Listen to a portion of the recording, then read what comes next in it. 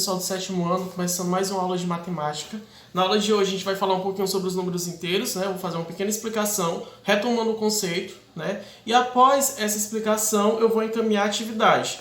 Para vocês que quiserem acompanhar, a questão que eu vou utilizar como exemplo é a questão 4 da página 19 do livro didático. Os números inteiros. Então, na sala de aula a gente já comentou um pouquinho sobre os números inteiros e hoje eu vou relembrar com vocês alguns dos conceitos aprendidos. A gente sabe que os números inteiros são os números positivos e os números negativos, né? E eles podem ser representados na sequência numérica, no caso aqui de uma reta numérica. Sempre do lado direito eu tenho um número positivo e do lado esquerdo eu tenho um número negativo. Outro conceito que a gente viu em sala foi a questão da altitude. Então, quando eu tiver altitude, olha que desenho bonito, aqui uma montanha, e aqui eu tenho o pico da montanha. A altitude, eu sempre levo em consideração o nível do mar. Nesse caso aqui, o pico da montanha está acima do nível do mar, então tem um valor positivo, e a base da montanha está abaixo do nível do mar, então tem um valor negativo. No nível do mar eu tenho o valor zero, o ponto zero. Então, relembrando aqui, ó, os números inteiros são números positivos e negativos, e eles podem ser representados na reta numérica, assim como também em altitudes. Ah, mas onde é que eu utilizo números inteiros no meu dia a dia? A gente utiliza números inteiros em várias situações. Exemplo, quando você vai medir sua temperatura, você vai estar lá em graus Celsius, significa que está acima de zero. Porém, se você for para algum lugar muito frio, a sua temperatura, ou melhor, a temperatura do lugar vai ser abaixo de zero. Então, se é abaixo de zero, o meu resultado vai ser negativo. É só uma base, só relembrando mesmo o conceito, tá? E aí a gente vai ver também nessa parte a questão de módulo, né? Então eu digo assim, o módulo é o quê? É a distância de um número na reta numérica até o ponto de origem. O ponto de origem é sempre o número zero. Então, no caso, se eu perguntar qual é o módulo de menos 5, então eu vou ver qual é a distância do menos 5 até o ponto zero. Eu vou ver que eu vou ter o quê? 5 pontos de distância. Então, o módulo de menos 5 vai ser 5. A gente estudou também, gente, sobre deslocamento na reta, né? Então, você vai ver que a variação, se eu perguntasse qual é a variação de menos 5 até 7? Olha aí a variação. A variação não é só eu pegar o 7 e tirar menos 5, não é isso. Variação é eu contar qual é a distância do ponto menos 5 até o ponto 7. Veja a distância. 1, 2, 3, 4, 5, 6, 7, 8, 9, 10, 11 e 12. Então, eu tenho uma distância aí de 12 pontos. Tá? Então, assim, você pode ver no livro também como a questão de o módulo ser igual ao valor absoluto. Então, assim, se fala de valor absoluto, eu estou falando a mesma coisa de módulo. A distância do número até o ponto de origem, que é o ponto zero. Para vocês melhor compreender, eu trago aqui uma situação problema para fazer a explicação.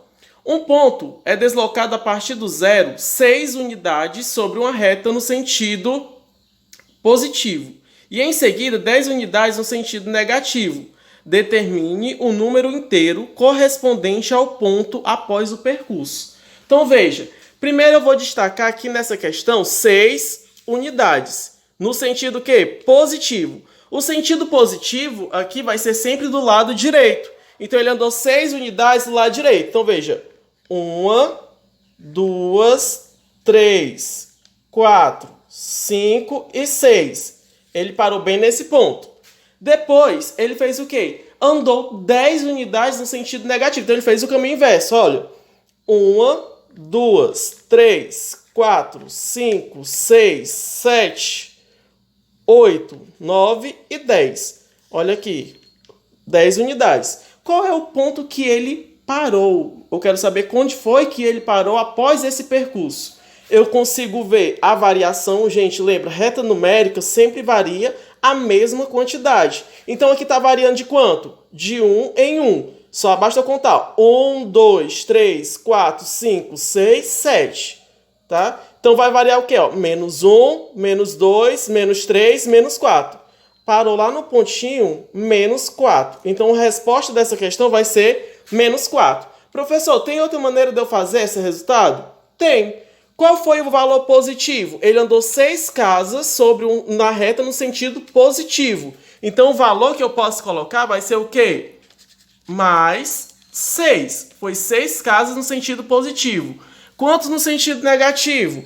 No sentido negativo, ó, 10 unidades. Então, veja, eu vou tirar 10 de 6. Professor, mas é possível tirar 10 de 6? Sim, com a operação do número positivo eu sei que o número maior, ele vai dominar o sinal. No caso, eu tenho aqui sinais diferentes, positivo e negativo. Eu vou fazer uma subtração, lembra da propriedade, sinais diferentes, subtrai e repete o sinal do maior. Então o resultado vai ser negativo. Então fica 10 menos 6, que dá 4. 4 o quê? 4 negativo. Então assim, ó, lembrando das propriedades básicas, positivo, um sinal positivo, somado, um número positivo, somado com um número negativo, positivo com negativo, no caso, eu vou fazer o quê? Vou fazer uma subtração e repetir o sinal do número maior. Nesse caso, seria positivo. E se fossem os dois sinais negativos? Ou dois sinais positivos? Então, menos 7 e menos 4.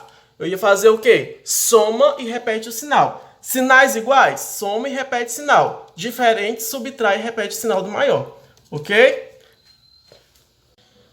Após a explicação, né, agora vocês vão fazer o quê? Vocês vão responder para mim algumas questões. No livro didático, na página 19, vocês vão responder a questão 2, a questão 3 e a questão 5, ok? A resolução, eu quero ela copiada, vocês vão copiar as questões no caderno, responder, tirar uma foto e me enviar. Pessoal, outra atividade será a atividade da página 22, a questão 5. A questão 5 ela vai ser como um desafio para vocês. Vocês vão fazer o quê? Vocês vão gravar um vídeo explicando para mim a resposta da questão. Vou até ler para vocês. Ó. Imaginando que Pitágoras tenha nascido no ano de 580 a.C. e Tales de Mileto no ano de 624 a.C., pergunta-se, quem nasceu primeiro? Você vai dizer quem foi que nasceu primeiro. Qual era a diferença de idade entre esses dois homens? Para responder essa questão, você vai ter que aplicar um conceito sobre a questão antes de Cristo, tá? Que também se encaixa na questão dos números inteiros. Então eu aguardo esse vídeo explicando essa questão.